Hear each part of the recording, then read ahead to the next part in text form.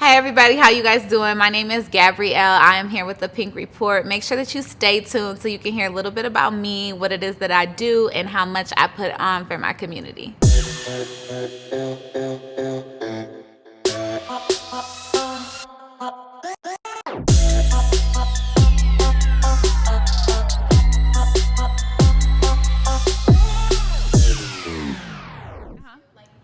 is Gabrielle Roberts?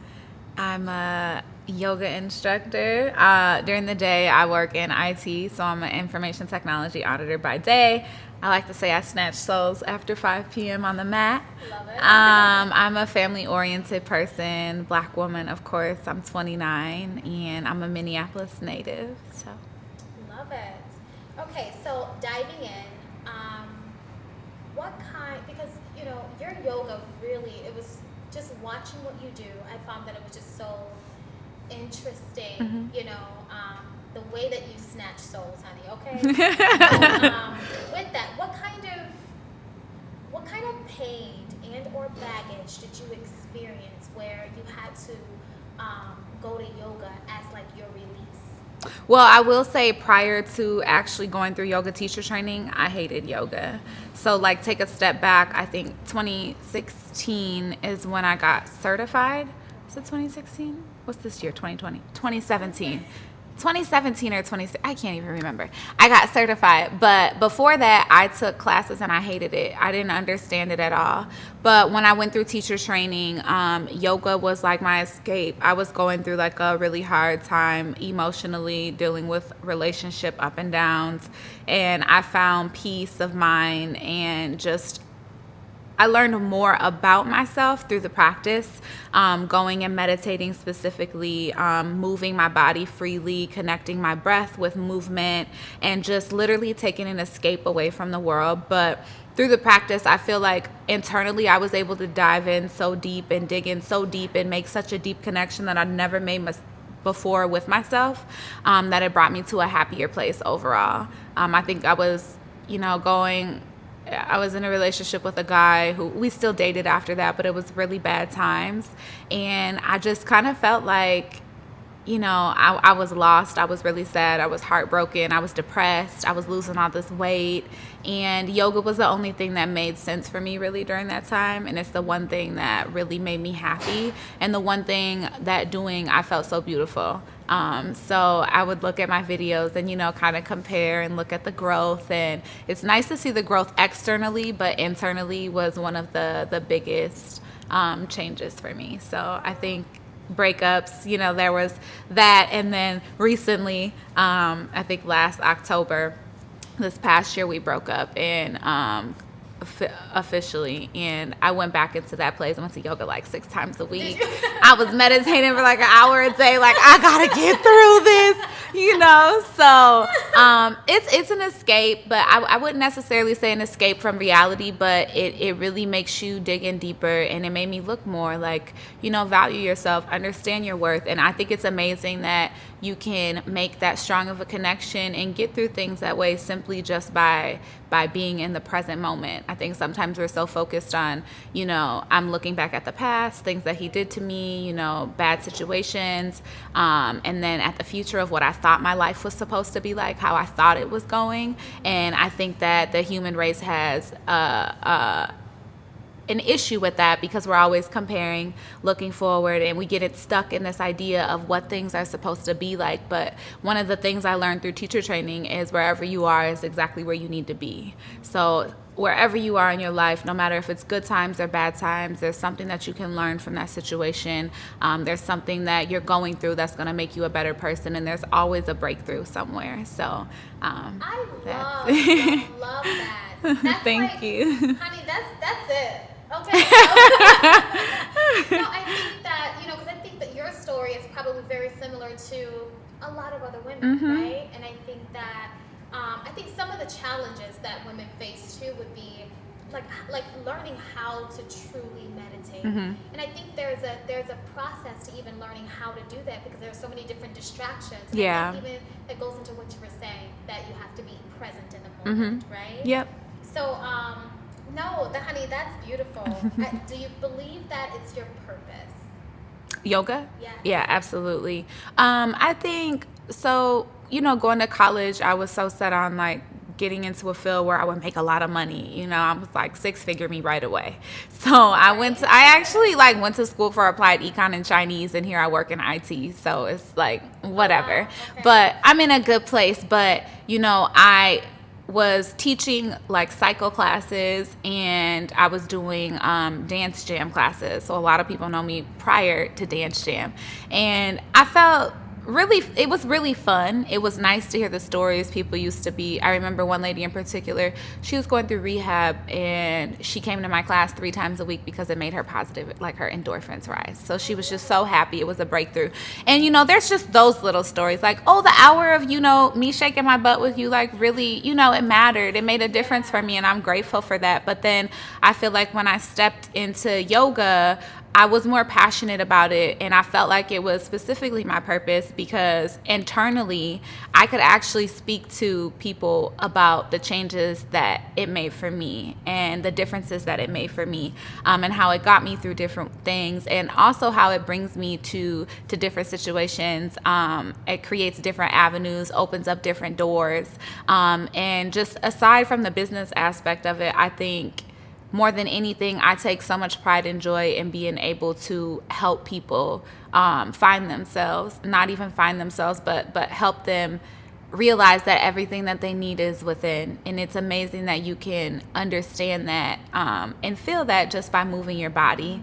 Also, I've been very, very, very passionate about spreading yoga to the Black community.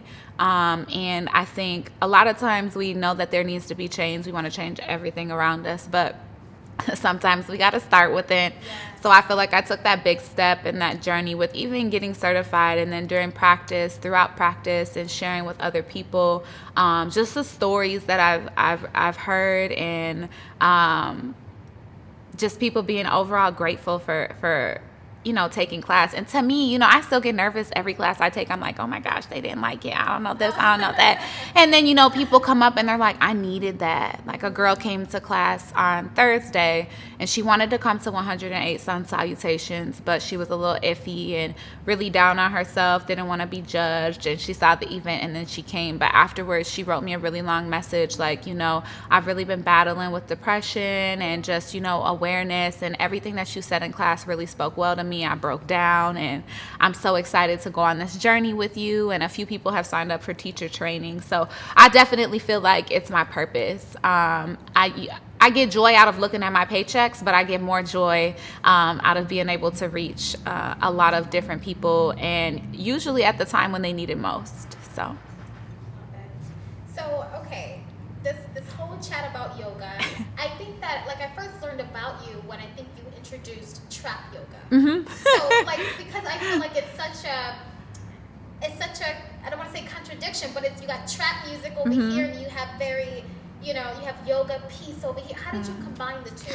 So when I went to teacher training, I remember I hated it. I was like, I don't even care about the money. Like, they could keep this couple $1,000s. I'm done. I didn't like the music. I didn't like the I was in downward dog. I felt like I was choking myself, and it was just uncomfortable for me, the whole experience.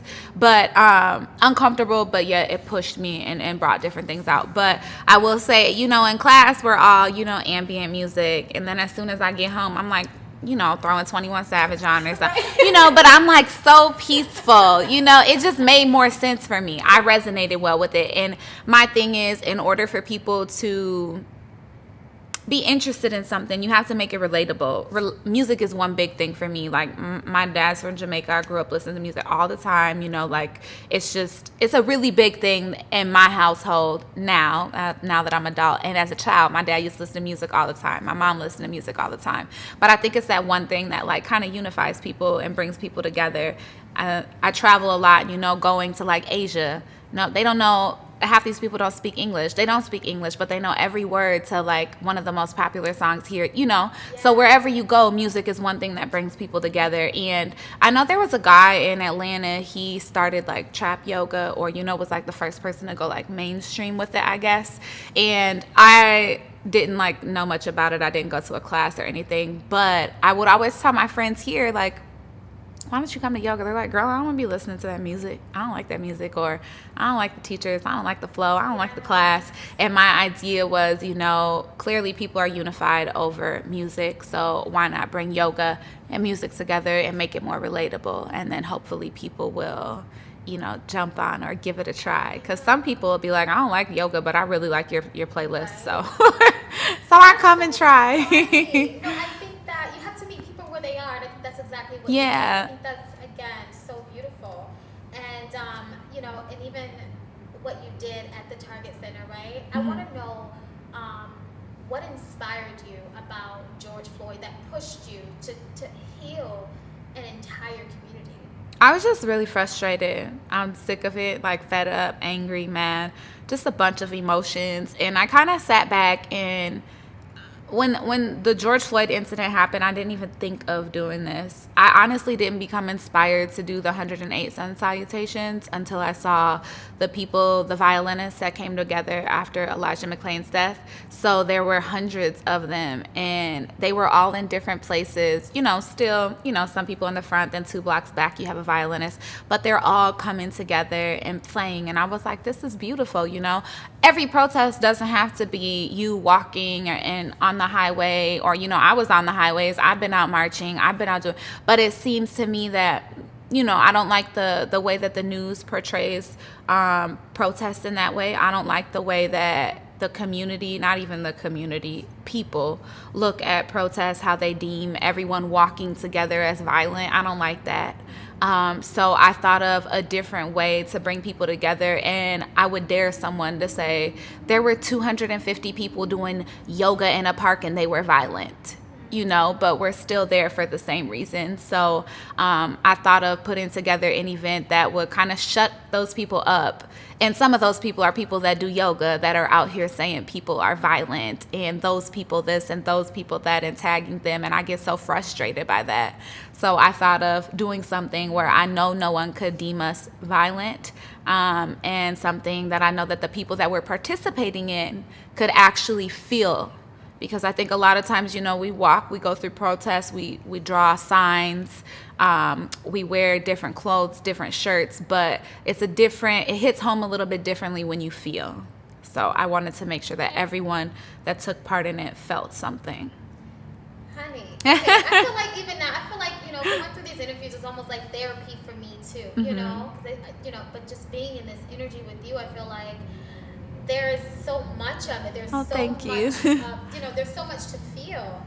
So I think you kind of touched on, the fact that you're going to be going through some teacher training, right? When is that going to happen? So I'm starting my first teacher training September 9th through December 9th.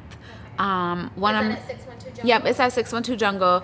My 612 Jungle is small. We were actually supposed to, I was supposed to be expanding, but COVID hit and they didn't get permits to finish the build out. So that's kind of like back on the burner, but teacher training will take place. It's in a hybrid format just because of COVID. So hybrid meaning that I'll separate everyone that signed up into different pods and abiding by the CDC guidelines for spacing in the studio. It'll be delivered in person and then on Zoom. And then as long as the weather's in our favor, we'll be outside. So, but yeah, it's September 9th through December 9th. And yeah, it's $1,224. It's 2 payments of $612, which is way less than any teacher training. Yeah, I saw that because I was doing the research and I'm like, okay, this has to be something that not only that she believes in, but she's walking in her purpose. Because I think you're introducing people to just a completely different lifestyle. Yeah. Growth of healing, and it's affordable.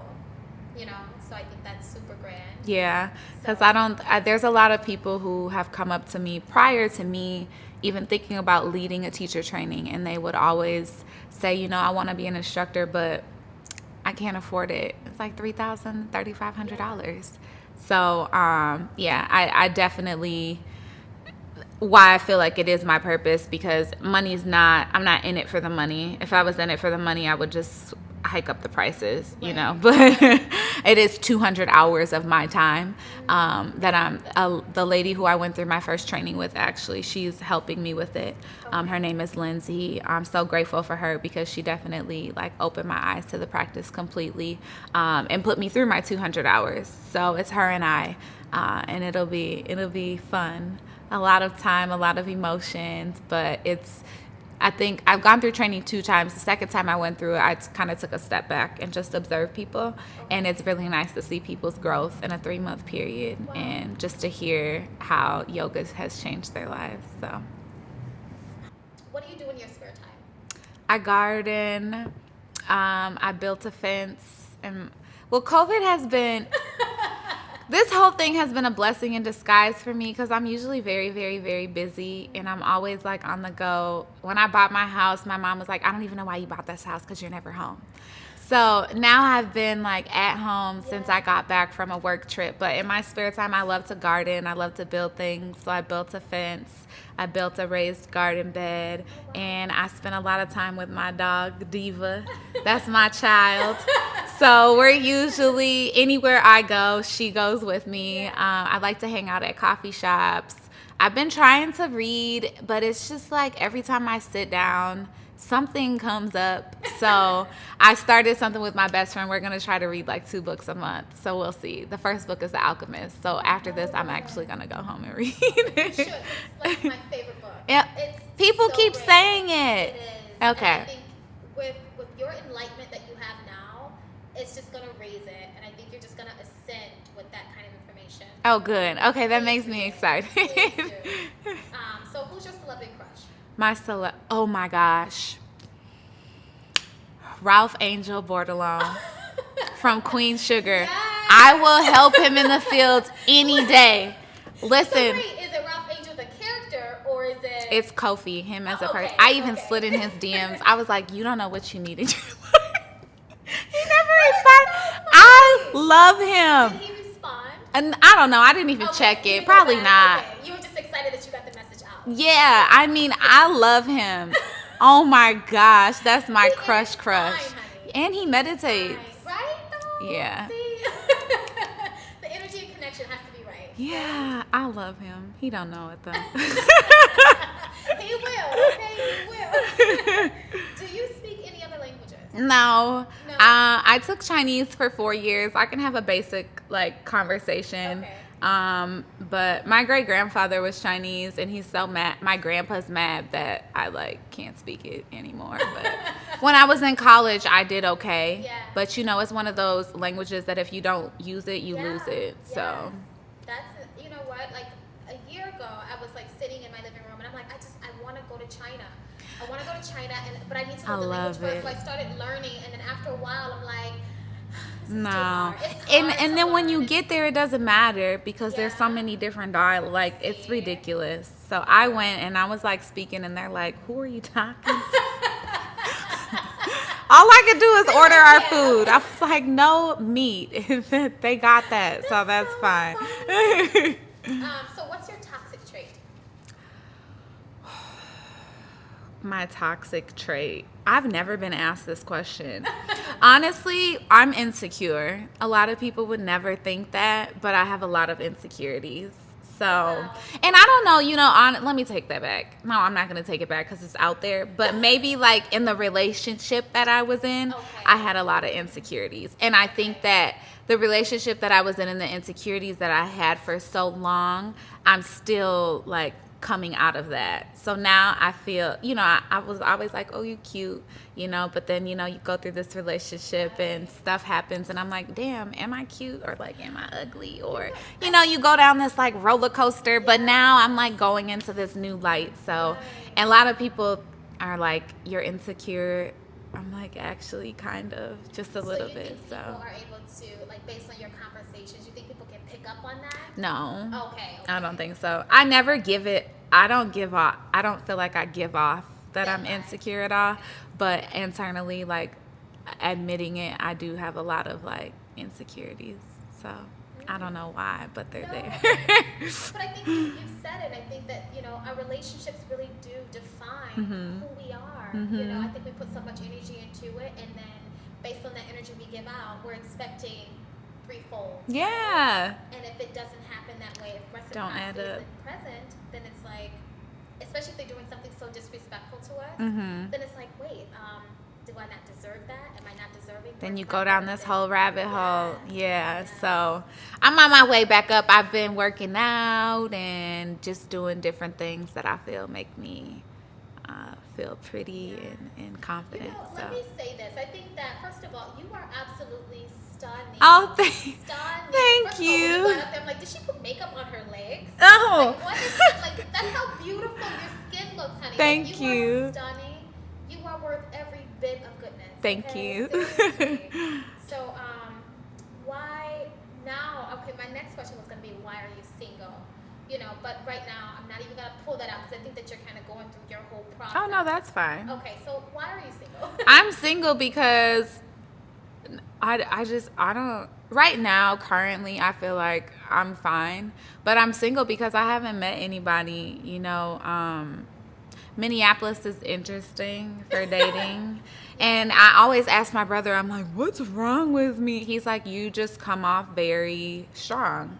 And I think that some people may be a little, you know, they may not know how to approach you. You know, I pride myself in having everything that I want, and I've never needed anything from anyone. And if I want something, I'll get it myself. Yeah. So I don't know. I just, my brother thinks I'm a little bit intimidating, so maybe that's it. And people think I'm mean, actually.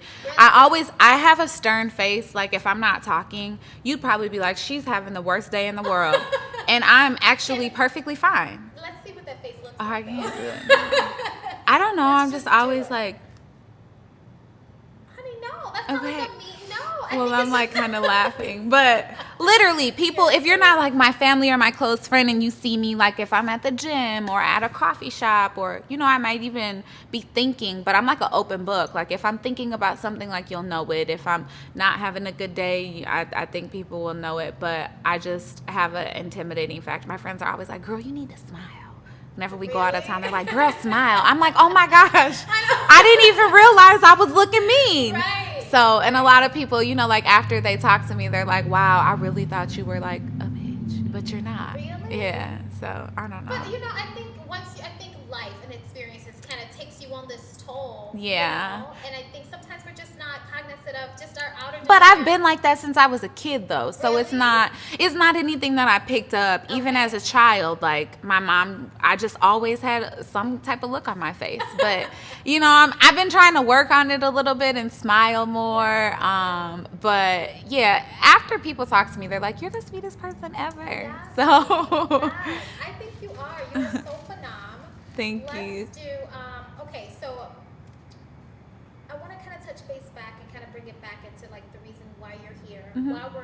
why we're even interviewing you, because we find you to be such a leader in your industry, you know, and what you're doing for the Black community. But I want you to then now like just express why is yoga so important for the Black community? I think it's important for the Black community because we are already battling so many things. Waking up in the morning, going outside, and clearly, you know, the difference is the color of our skin. I think you see daily how we're being treated as opposed to other races are being treated. I think it's important for us to identify and understand our self-worth and to have enough confidence and internal power within. I also think that mental health is something that a lot of people in the Black community battle with, but we look at vulnerability as a weakness. So yoga teaches you that vulnerability is not a weakness. In fact, it's a strength, because once you let your guard down and you become vulnerable, you give yourself an opportunity to grow, an opportunity to experience different things, and most importantly, an opportunity to feel. I feel like in the Black community, a lot of times we're told to not feel. You know, if you're sick, girl, go to school anyway. If your legs hurt, you know, you still got to go to work. You know, don't cry, especially Black men. They're taught, I feel like, in our society that you have to have this masculine all the time perception and walk around like nothing's bothering you. But deep down within, Black men, I feel more than Black women, go through so much. And it's a mental health thing. And I think it's important if Sometimes I feel like we look to society for answers on things. If we're sick, we go to the doctor, but if you're battling with depression as a Black person, I don't think our first reaction is let me go speak to a therapist. Right. It's like let me smoke a Yeah. little bit of weed, let me Yes. go get something to drink.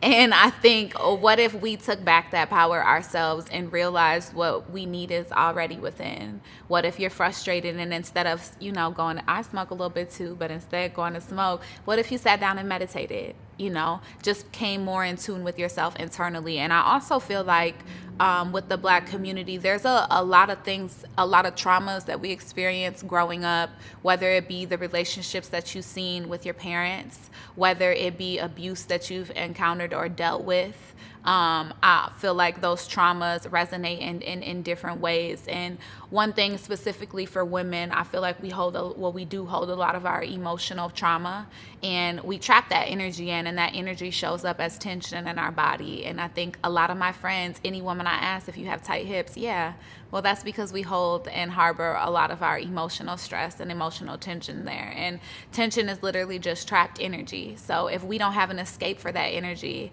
just imagine how tapped up everything is within. So I feel like if the Black community had more outlets to let things out, to feel, to grow, and to go through different things and experience different things and understand internally, make that connection within, and then mentally rope everything together, I feel like we would be in an amazing place. So Okay, so I need to come to your class. Okay? You do. I do. Like, I need to come to your class, because just even learning about like what tension is, I think that I think I'm in a place in my life too, is like learning how to understand my emotions and then release them when I need to let them go. But what I want to understand too is I think that women do such a good job, though. I think to an extent, I think that as we do such a good job at not only hiding it, but I think that we're so transparent in trying to get help. Yep. Right? We're not afraid of that.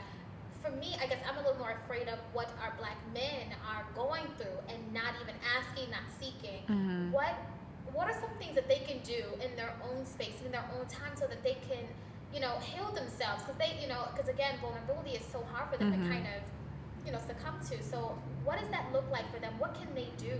I mean, one thing that they can do, or Black men can do, and not, you don't even need a lot of direction, is to just sit. Just be still. Just be still. Close your eyes, seal your lips, and focus your attention on your breath. The one thing that always brings me back to the present moment is focusing on the sensation of your inhales and exhales above your lip and below your nose. Just take time. Like, if you quiet down your mind, like, your heart will speak. And I think it's important to quiet the chatter of the mind, because if you think about it, like, on a daily basis, you're subject to like 12,000 different ads, and the human mind can only focus on something for about 6 seconds, which is less than that of a baby chicken. So a baby chicken is able to focus on more things, and specifically, I guess, be present for longer than the human mind is. And that's just because we're constantly stimulated. And I think for Black men, one thing to do is just take a step back. Take time for yourself, be present. Start off with 10 minutes a day. Those 10 minutes, the first 10 minutes, they're horrible. The first time I meditated, I was like, there's no way I'm doing this. Yeah. And then, we did 10 for a few days. And then 10 turned into 30. 30 turned into 2 hours. And then eventually one day I meditated for 6 hours. It was a part of training. It wasn't my choice, obviously. Okay. But I did it. And it didn't feel like 6 or 7 hours. Yeah. It actually felt amazing.